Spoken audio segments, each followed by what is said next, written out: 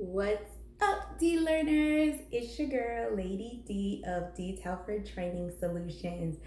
So, as you can see from the title, this video is a reaction to a YouTuber that I am very interested in her content, listen to and watch her content all the time.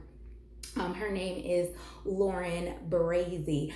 So I do not know Lauren and I have never actually had a conversation with her, but I typically watch her videos about keto and her keto lifestyle and keto journey.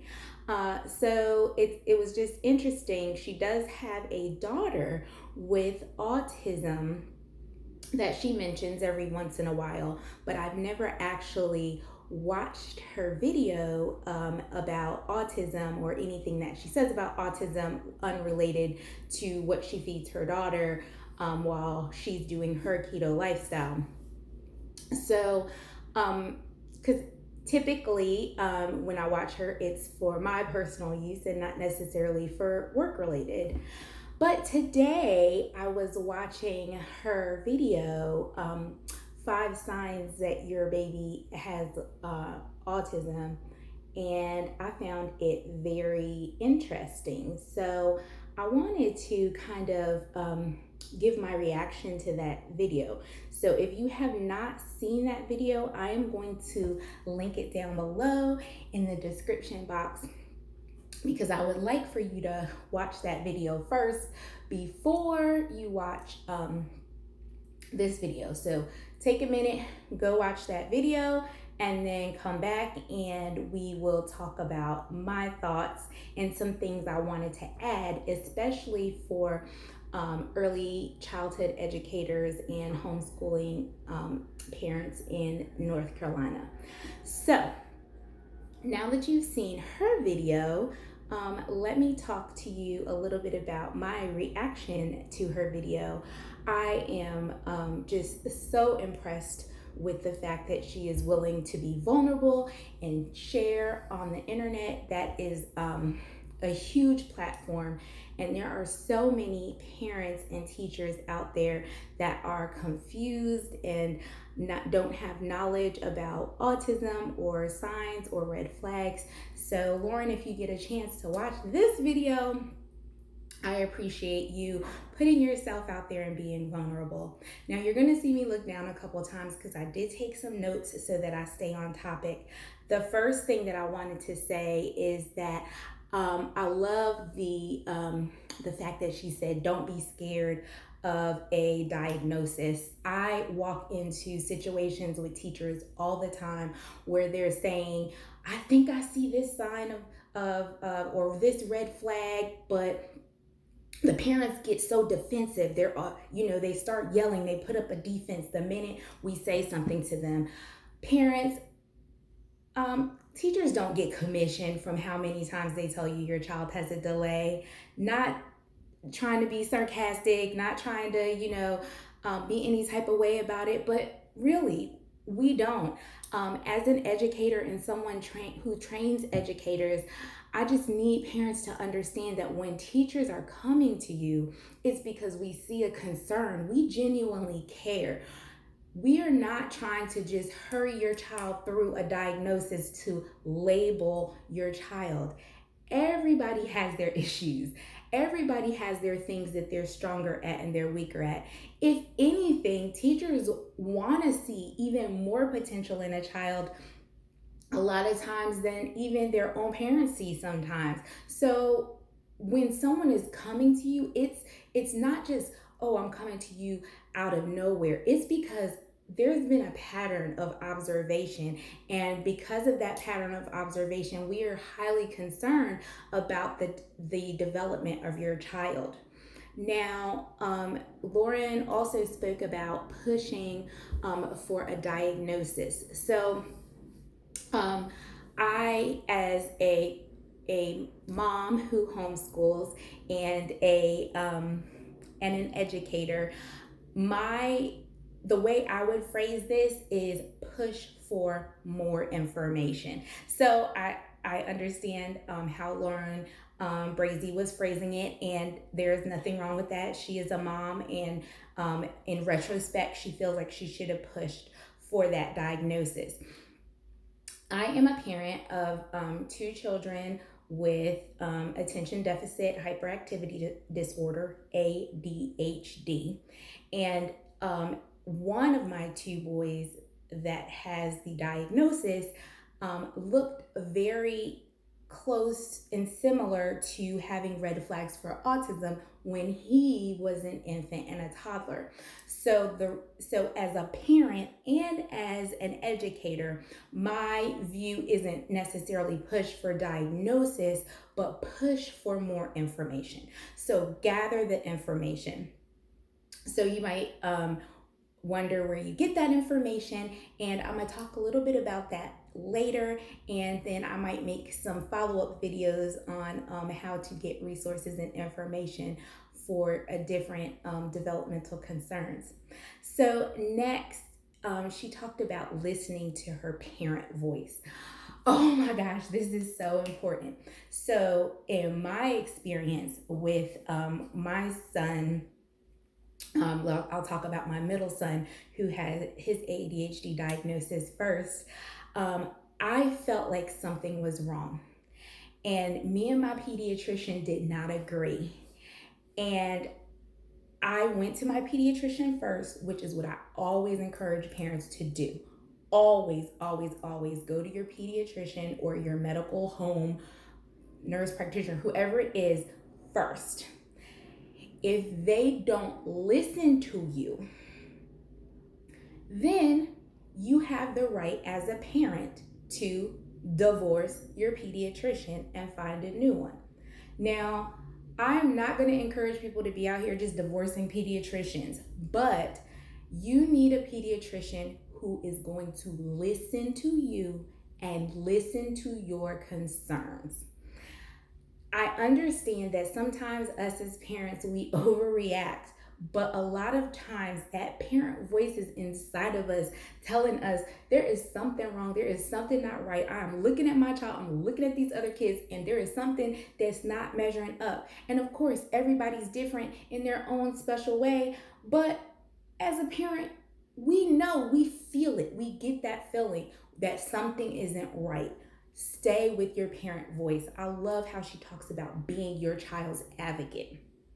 A lot of people are taught that the teachers know best, or that the therapists know best, or that pediatricians know best.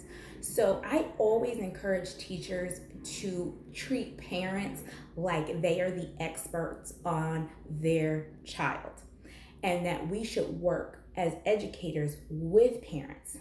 I wish that pediatricians would do the same thing. Look at the parent as the expert. Yes, the pediatrician is the expert in medicine, but the parent is the expert in their child. The teacher is the expert in education, but the parent is the expert in their child, no matter what relationship that parent has with their child. So make sure that we are treating the parent like the expert that they are in their own child, and getting them the information they need to make decisions for their child. So parents, just keep listening to that mom voice, dad voice that's telling you that something is off. But also that voice that might be saying to you, not my child, oh, ain't nothing wrong with my child. Maybe we need to quiet that voice. Defense is not always the answer either. So as a parent, it's just like a buffet. Be willing to let people give you information, and then take that information and do what you feel is best as the parents. I'll give you an example in my situation. My son had a diagnosis of ADHD. We could tell that very early on that there was something about his sensory system that was not typical. Some people call it not neurotypical, neuroatypical, sensory difficulties, sensory dysfunction. None of those are typically are in the actual DSM um, book that tells us diagnoses like ADHD and autism. But you can tell when a child is not developing appropriately. And if you can't, just like Lauren was saying, she was a new mom. There are apps, there are documents at your pediatrician's office, there are Googleable documents that you can print off to know what should my child be doing at each age. And I will do another video separate from this one with more resources on how to understand development. And I will most likely break down development in some subsequent videos just so that you have a video record of that as well. So you know, all children have their quirks. All children do their own little special quirky things. What ends up happening is when those quirks, in the way I describe it, is when those quirks impact development. Like for me, I'm a little sensory sensitive. Certain textures, certain fabrics, they make me itch, they make me feel uncomfortable. So when I used to sit in class, I would be moving around and I could not concentrate on what the teacher was saying. For those of you, I'm about to date myself. For those of you who remember Charlie Brown's teacher, that's how it would sound to me because I was so uncomfortable with what was going on in my body that I couldn't focus. But once I think my mom changed detergents or something like that, we used a different detergent, or I just started double rinsing my clothes or telling her my clothes were itchy, then I could concentrate a little bit better. So I have quirks, yes. Was it any specific diagnosis? No. Did it impact my learning? For a little while. But then once it was resolved, I was able to learn and develop appropriately. So, did I need further testing? No, because we figured out what was going to help me. Now, with these children,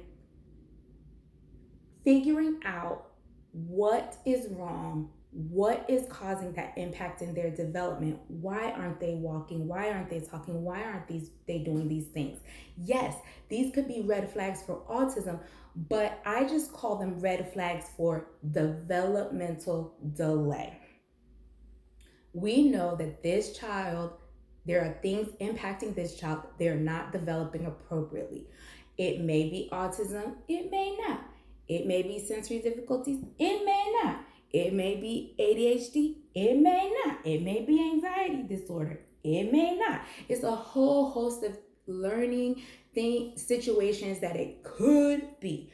We're not worrying about that. We're worrying about how it's impacting their development. So remember, start off trying to get information. You want more information. You want to utilize the resources in your community. Now, there is in Mecklenburg County, they got together and they made this great resource. I'm going to hold it up. It is called the Autism Family Resource Guide. I love this because I feel like it applies to any child that has a delay, not just autism. So this gives many thanks to a collaboration with the Children's Developmental Services Agency, as well as some other agencies like Teach, Smart Start, Guiding Parents to Services, Child Care Resources, Charlotte Mecklenburg Schools, Thompson's Child and Family Focus, the Autism Society, Family Support Network, Charlotte Speech and Hearing Center, and Easter Seals, and I couldn't see that one, and Dream Readers Unlimited. So you can, if you are not able to access this resource guide, because at Smart Start, if you look at this page, you can contact Smart Start if you are in Charlotte Mecklenburg area to get a copy of this. Otherwise, if you are not in Charlotte, Mecklenburg area, if you're just in North Carolina, there is Smart Start all over North Carolina. There is the Children's Developmental Services Agency, and you can go online and Google Children's Developmental Services or CDSA, and then find the one for your county. Their website is beearlync.gov. You can look at your local education agency, LEA. So if your child is 0 to 3, you would go to that Be Early NC website. If your child is 3 or older, you will look at your local education agency. So for example, I live in Mecklenburg County. My local education agency is Charlotte Mecklenburg Schools. So either the CDSA, Children's Developmental Services Agency, or LEA, Local Education Agency, can help you with determining, hey, can I have an assessment? Now, again, first, the root is your pediatrician. She spoke about developmental pediatricians. There are some of those in Charlotte, Mecklenburg area. She also spoke about therapists. First, you want evaluations before you decide on therapies. So like I said, the CDSA and LEA would be your best bet for that. But I definitely just want to give kudos again to Lauren on her great video. And I'm definitely going to use this opportunity to start talking to you guys from this developmental chart that I like to use. It's called the Early Childhood Developmental Charts. If you want the information to try to get this chart, it is at the bottom. Hopefully you can see the information. Pause it, write it down, and contact them. Otherwise, like I said, I will talk to you about some more apps. Also, I will be talking to you from my book. I wrote this book, I feel like back in 2013-ish, Reaching Their Potential, 10 Important Child Development Concepts. Now, this book is not specifically developmental delay related. It is just more information on how teachers and caregivers can work together to help children reach their developmental potential.